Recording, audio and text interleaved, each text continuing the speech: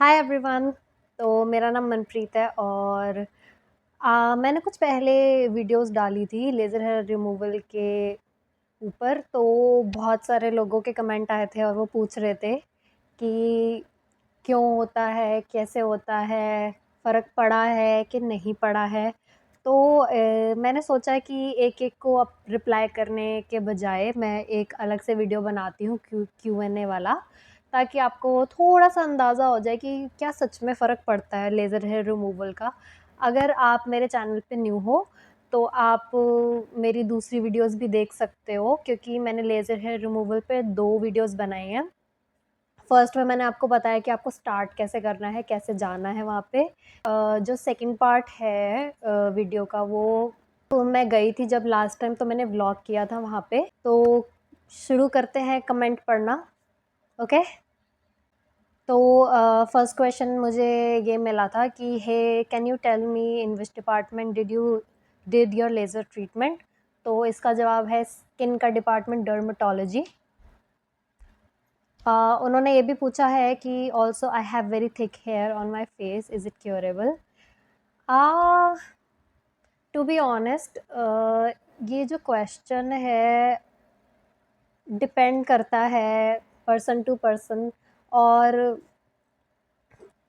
इतना ज़्यादा क्योरेबल नहीं है। मतलब आप अंदर से अपनी बॉडी को क्योर कर सकते हो, क्योंकि आपको पता है अगर हार्मोन्स इम्बैलेंस हो जाते हैं तो ये फेस पे हेयर वगैरह तभी आते हैं, राइट। पर अगर मैं बात करूँ क्योरेबल की, लाइक इज़ इट क्योरेबल, तो इसका आंसर येस भी है और नो भी है। मैं बताती हूँ कैसे। एक्चुअली जब मैंने अपना लेज़र हेयर रिमूवल करवाया था, तो मुझे सिर्फ़ एक अच्छी चीज़ लगी कि आपके जो बालों के आने का टाइम होता है वो बढ़ जाता है। जैसे अगर आपके बाल पूरी जो ग्रोथ है, अगर वो आपको 15 डेज़ में आ रही है, तो वो आपको 30 डेज़ में आने लगती है। फिर जैसे-जैसे आप करवाते जाते हो, तो वो एक टाइम है ना, गैप, वो बढ़ता जाता है। जैसे पहले मुझे 1 मंथ में आती थी ग्रोथ पूरी प्रॉपर, फिर वो वही 1 एंड अ हाफ मंथ्स हो गए। तो ऐसे करके टाइम बढ़ता गया, बट जब मैं नहीं करवाती थी लेज़र, तो वो दोबारा से आ जाते थे, उतने के उतने ही आते थे। इवन मेरे तो थोड़े बहुत बढ़ भी गए थे। रीज़न मैं बताऊँगी, आगे वीडियो में बताऊँगी।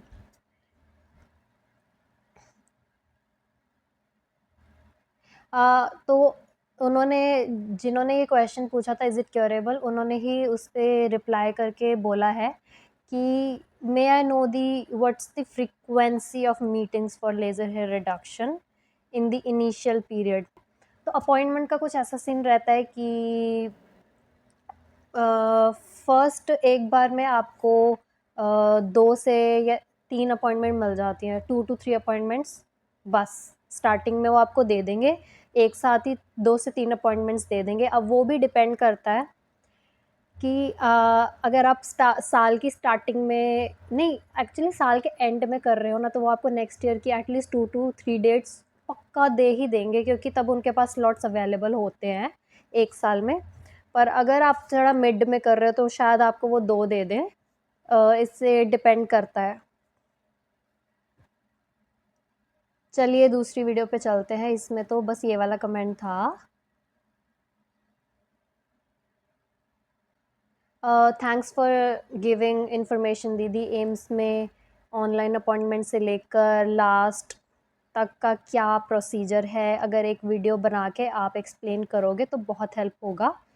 एक्चुअली मैंने इस पे वीडियो बनाया हुआ है कि क्या प्रोसीजर होता है, बट स्टिल अगर आपको इतना नहीं चक्कर करना है, तो सीधा मैं बता देती हूँ। आप जाओगे, तो ये जो भी आपके बाल आते हैं, ये आपके हार्मोन्स इम्बैलेंस की वजह से आते हैं। तो वो आपके पहले टेस्ट करवाएँगे, सबसे पहले आपके वो टेस्ट करवाएँगे, ओके। टेस्ट करवा के जब उसका रिज़ल्ट आएगा, तो वो आपको दवाई लिखेंगे। फिर दवाई लिखेंगे, आप वो खाओगे, फिर साथ के साथ ही वो टेस्ट लिख देते हैं कि खा के फिर करवा के आना। टेस्ट टेस्ट में ब्लड टेस्ट होता है आपका, और आपका अल्ट्रासाउंड होता है। अल्ट्रासाउंड और ब्लड टेस्ट आपके एम्स से ही हो जाते हैं। अगर कोई जैसे डॉक्टर ने कोई बहुत महँगा टेस्ट लिख दिया तो वो हाफ़ प्राइस में हो जाता है, अदरवाइज़ इनकी एक पॉलिसी है कि 2 टू 300 से अगर नीचे का टेस्ट है ना तो वो फ्री हो जाता है। बाकी रही बात अल्ट्रासाउंड की डेट नहीं मिलती है, मतलब वो फ्री में हो जाता है पर उसकी डेट नहीं मिलती है, बहुत लंबी डेट जा रही थी, तो फिर वो मुझे खुद ही करवाना पड़ा था। उसके बाद जब आप टेस्ट वग़ैरह करा लोगे, टेस्ट के बाद फिर आपका मान लो कि आपके हार्मोन्स ठीक हो गए हैं ना, आपकी बॉडी अच्छी हो गई है, तो अब वो आपको डिस्कशन की डेट देंगे, जिसमें वो ये देखेंगे कि आपके सारे चेक कर देंगे, नॉर्मल आए हैं आपके टेस्ट के नहीं, और ये देखेंगे कि करना चाहिए या नहीं करना चाहिए लेज़र। तो जब वो ओके दे देते हैं कि हाँ, अब हम कर देंगे लेज़र, तो वो आपको लेज़र की डेट देते हैं। नेक्स्ट क्वेश्चन, दीदी कैसा रहा एक्सपीरियंस? मुझे पीसीओएस है तो हेयर ग्रोथ कम हुई क्या? मैं भी करवाने वाली हूँ। मैंने 3 से 4 सेशंस लिए थे, मुझे नहीं कोई फ़र्क पड़ा, सॉरी। हाँ, ये भी बहुत इम्पोर्टेंट क्वेश्चन है कि दीदी बाल पहले से हार्ड तो नहीं हो गए? तो ये बहुत सारे लोगों का क्वेश्चन है और इसका आंसर सिर्फ़ ये है कि वो जहाँ भी बाल देखेंगे ना, वो वहाँ पे लेज़र कर देंगे। पर आपको ध्यान रखना है, मैं दोबारा रिपीट कर रही हूँ, आपको ध्यान रखना है कि जो लेज़र वो कहाँ कर रहे हैं, किस पार्ट पे कर रहे हैं। अगर आपके बाल मोटे बाल हैं, तो वो उतना ही ज़्यादा असरदार होगा लेज़र।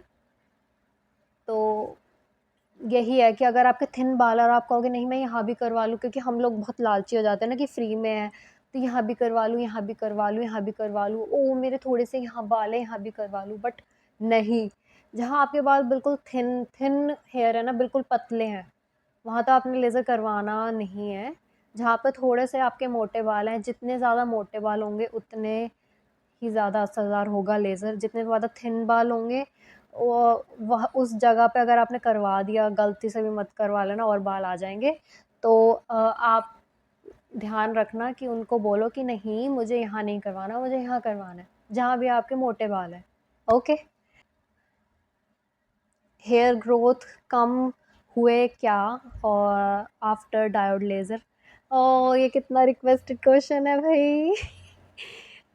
तो लेज़र हेयर रिमूवल कम हुआ या नहीं हुआ? तो मैं आपको बताऊँ कि मैंने 2 बार लेज़र करवाया था। थोड़ी-सी मेरी स्टोरी सुन लो, फिर मैं आपको बताऊँगी कि क्योर हुआ कि नहीं हुआ और अभी मैं क्या कर रही हूँ। सबको इंटरेस्ट है थोड़ा-सा जानने में, तो रुको थोड़ा-सा वेट करो। तो क्या हुआ कि जब मैं अपने 12th मैंने पास करी तो उसके बाद मैंने प्राइवेट सेशंस लिए थे। मुझे डिस्काउंट मिल गया था क्योंकि मेरे रिलेटिव वहाँ पर काम करते थे, तो they give me discount around 7000 के था, मतलब हमने पे किया था, उसमें 5 टू 6 सेशंस थे, ओके। अब प्रॉब्लम ये हुई कि मैंने करवाया फर्स्ट टाइम, ठीक है, मेरे बाल थे पर पतले थे।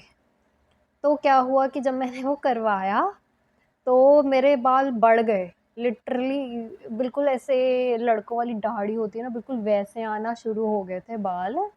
बहुत ज़्यादा बढ़ गए थे, मतलब मेरे बाल थे तो बहुत पतले-पतले से, यहाँ बहुत छोटे-छोटे से थे कि हाँ, वो दूर से नहीं दिखते थे, पास से दिखते थे।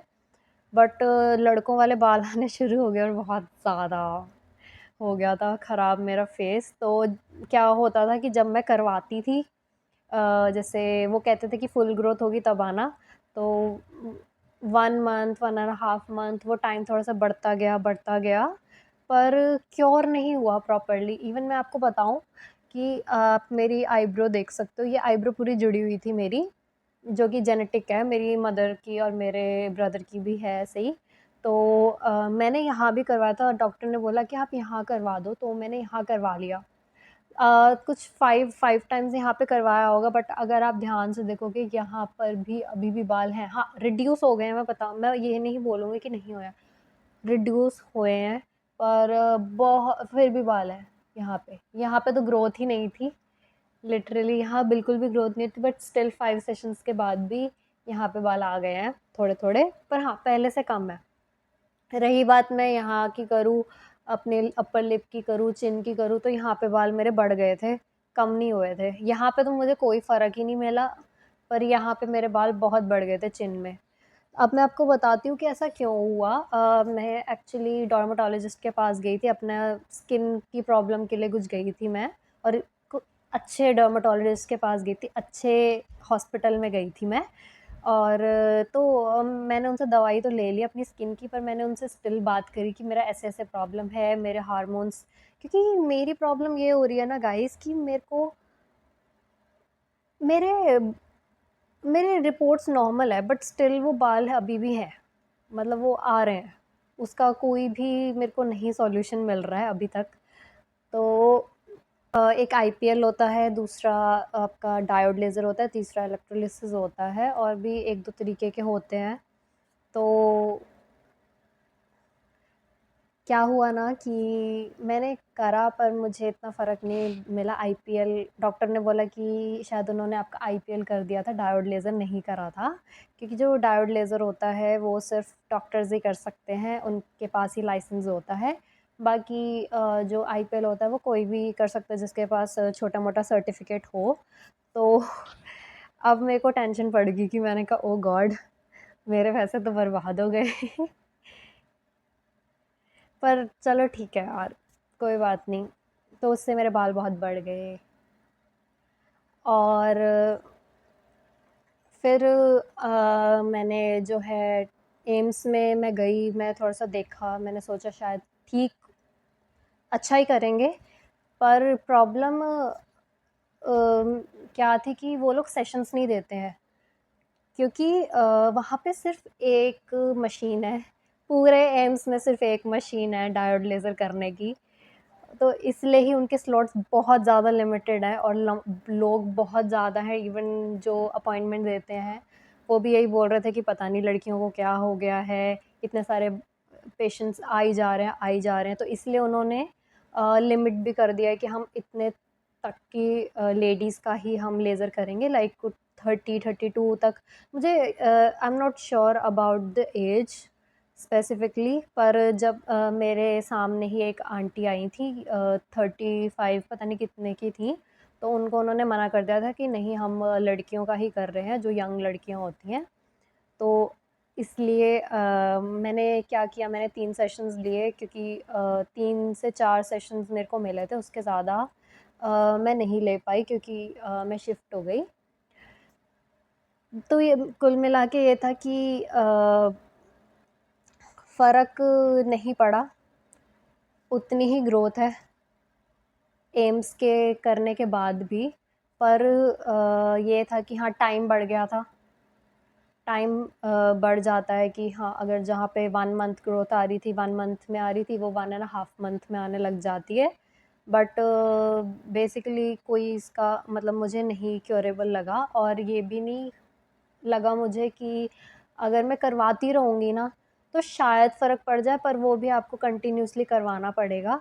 पर एम्स में आपको अपॉइंटमेंट्स नहीं मिलती हैं। इवन मैंने तो चलो 1 डेढ़ साल ट्रीटमेंट करवाया है वहाँ पे, पर मुझे वहाँ पे लड़की मिली थी, वो कुछ हो गया था उसका, 2 ढाई साल हो गए थे।